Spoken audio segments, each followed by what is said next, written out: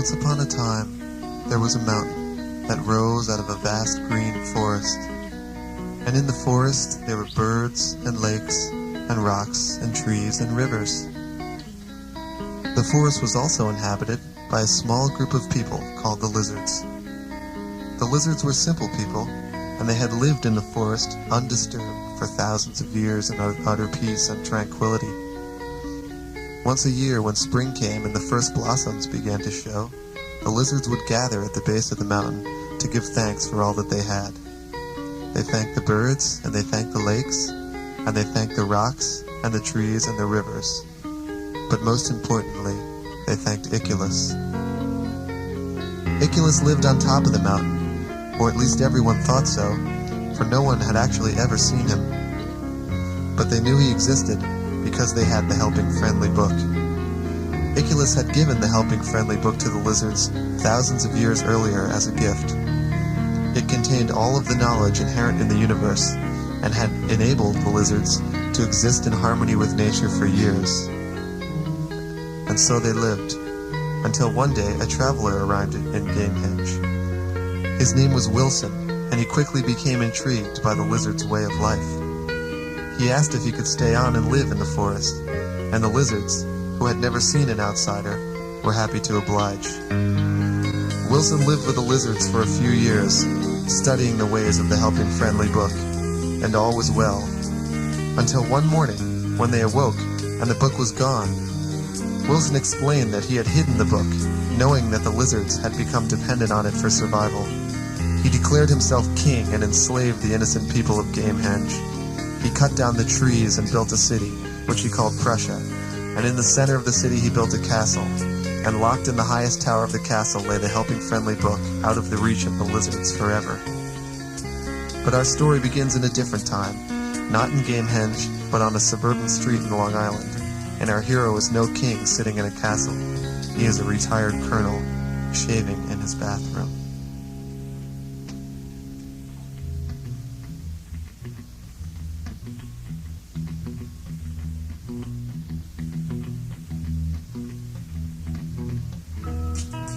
Colonel Forbin looked square in the mirror and dragged the blade across his cold cream skin. He saw the tired little folds of flesh that lay in a heap beneath his eyes. 52 years of obedient self-restraint, of hiding his tension behind a serene veil of composure. For 52 years he had piled it all on the back burner, and for 52 years it had boiled, frothing over in a turbulent storm inside of him. It had escaped through his eyes, reacting with the cigarette smoke and the fluorescent lights, and slowly accumulating into a sagging mass. He ran his dripping palm across the stubble on the nape of his neck and thought again about the door. He had discovered the door some months back on one of his ritualistic morning walks with his dog McGrupp. It had started out as a typical stroll, with McGrupp bounding joyously ahead of the preoccupied colonel. As they reached the apex of a hill, he saw it, and he knew it had always been there, and felt foolish for overlooking the door for so long. At first, he tried to ignore it, but he soon found that it was impossible. And slowly, his newly acquired knowledge transformed his dreary life into a prison from which there was only one escape. And on this morning, Colonel Forbin stepped through the door.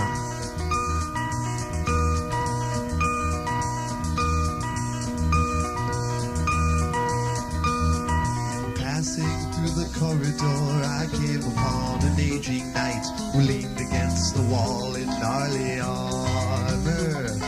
He was on his way to see the king. Wilson, Wilson, Wilson. He led me through the streets of Prussia, talking as he tried to crush a bug that scurried underneath his boot heel. He said there was a place where we should go. So he led me through the forest to the edge of a lagoon, by which we wandered till we reached a bubbly spring. The night grew very very quiet as we stood there.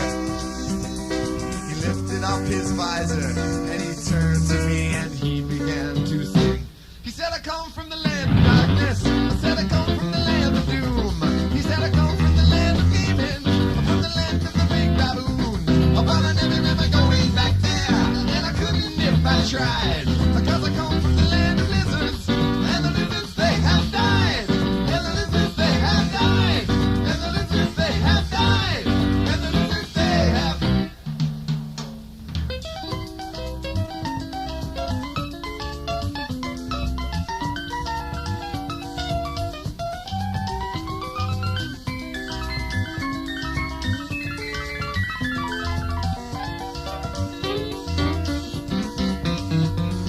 He told me that the lizards were a race of people practically extinct from doing things smart people don't do.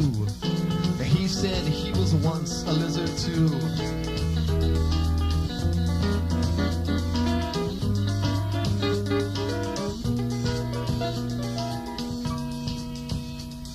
His name was Rutherford the Brave, and he was on a quest to save the people from the fate that lay before them. Their clumsy end was perilously near. The lizards would be saved, he said, if they could be enlightened by the writings of the helping friendly book. In all of Prussia only one existed, and Wilson had declared that any person who possessed it was a crook. He said, I come from the land of darkness. I said, I come from the land of doom. He said, I come from the land of Gamehendge. I'm from the land of the big baboon. Oh, but I never remember going back there, and I couldn't if I tried, because I come from the land of lizards, and the lizards they have died, and the lizards they have died, and the lizards they have died, and the lizards they have.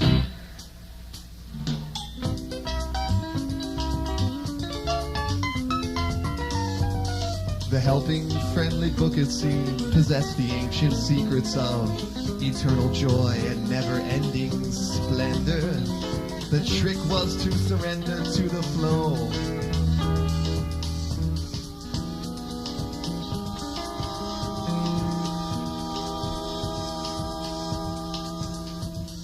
We walked along beneath the moon. He led us through the bush till soon we saw before our eyes a raging river. He said we can swim it if we try. And saying this, the knight dove in, forgetting that his suit of arms would surely weigh him down, and so he sunk. And as his body disappeared before me, I bowed my head in silence and remembered all the thoughts that he had thunk. He said, I come from the land of darkness. I said, I come from the land of doom. He said, I come from the land of Gamehendge. I'm from the land of the big baboon. But I never remember going back there, and I couldn't if I tried, because I come from the land of lizards, and the lizards they have. Oh, oh, oh, oh, oh, oh, oh, go, go, go, go, go, go, go, go.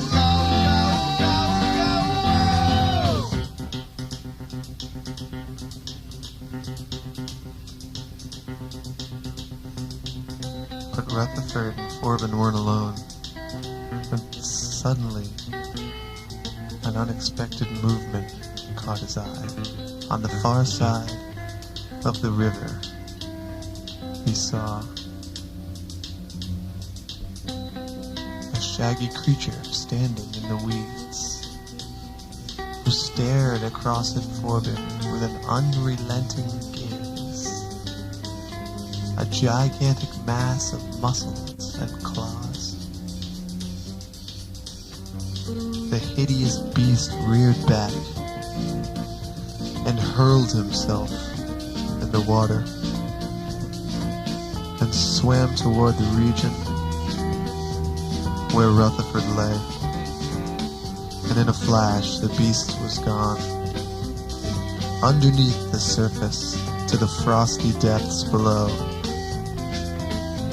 while Forbin, bewildered, waited alone. The seconds dragging by him seemed like hours, till finally the colonel felt it all had been a dream. Defeated, he bowed his head and turned to go. Suddenly, with a roar, the creature emerged before him and held the brave knight's body to the sky. And the creature laid the knight upon the shore, and the colonel fell beside his friend in prayer that he'd survive. And Rutherford, brave Rutherford, was alive.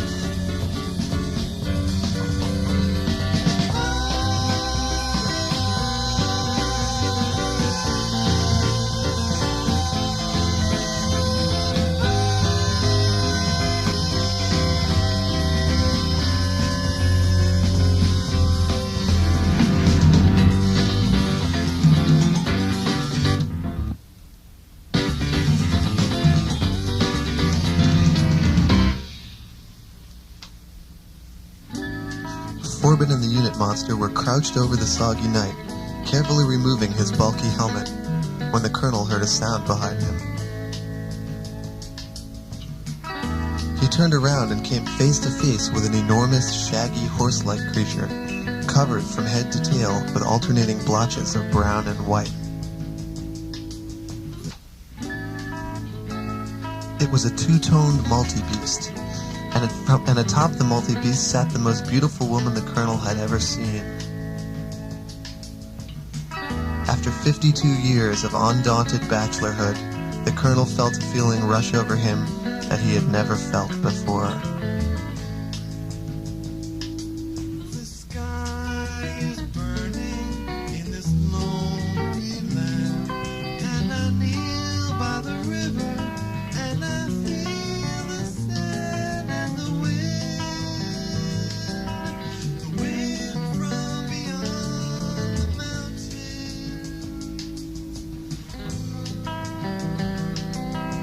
wind from beyond the mountains, and she comes to me in this lonely land, and looks down from the multi-beast on which she rides like the wind from beyond the mountain,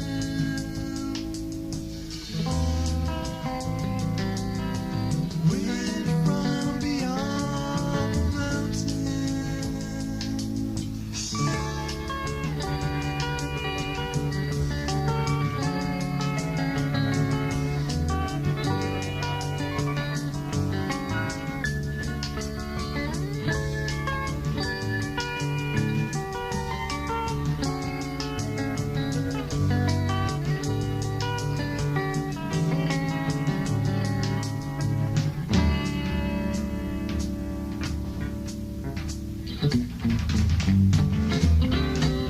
Tela was born in a vulgar, crooked hut in the shadow of Wilson's castle. Venom the scorn from a life of bitter toil. In the shadow of Wilson's castle, glorious steam fueled by her hatred, it grew, swelling to the point where it would burst at the seams. There was nothing she could do.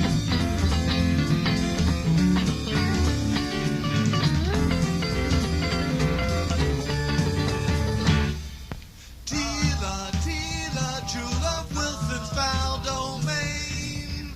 Tela, Tela, jewel of Wilson's foul domain. A lullaby the breezes whisper.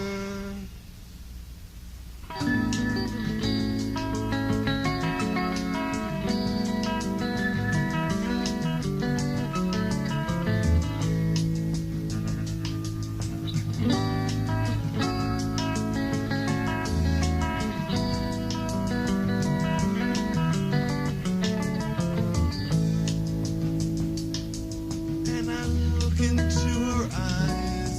frozen heart begins to thaw and burn till layer after layer melts away into a pool, a sky blue mirror of her eyes.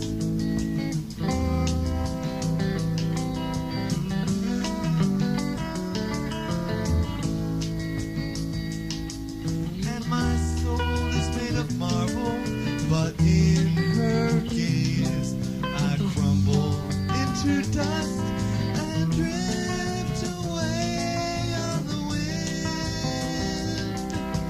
wind from beyond the mountain,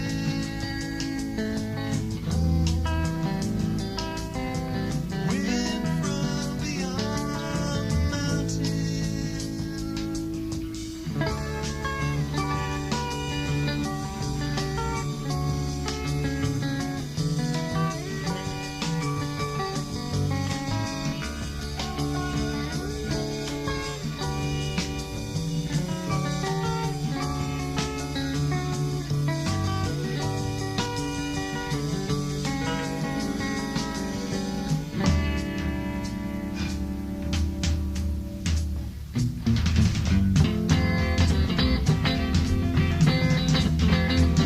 Tela grew strong from her struggle to endure.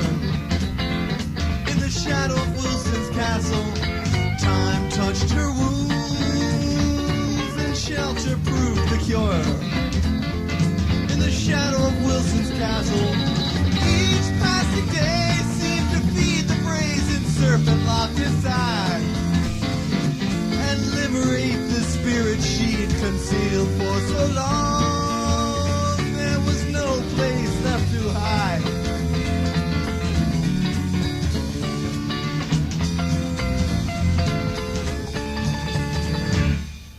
Tela, Tela, jewel of Wilson's foul domain.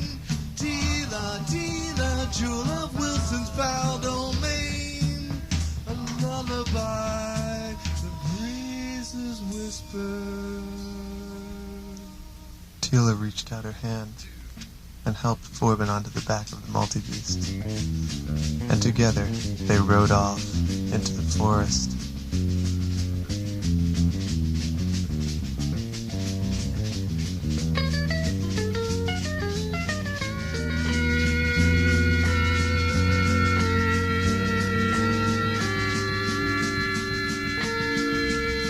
As they rode, Tela explained to him about Wilson and the helping friendly book.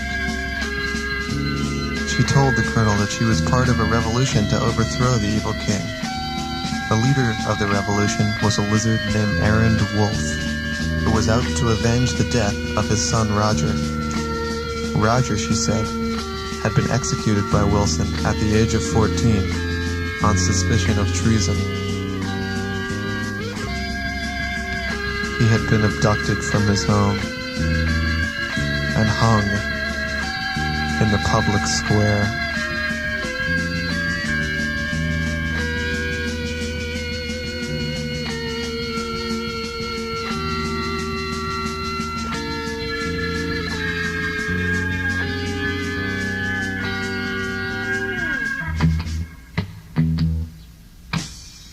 The two rode on in silence, deeper and deeper into the heart of the forest, until they came to the outskirts of a small community.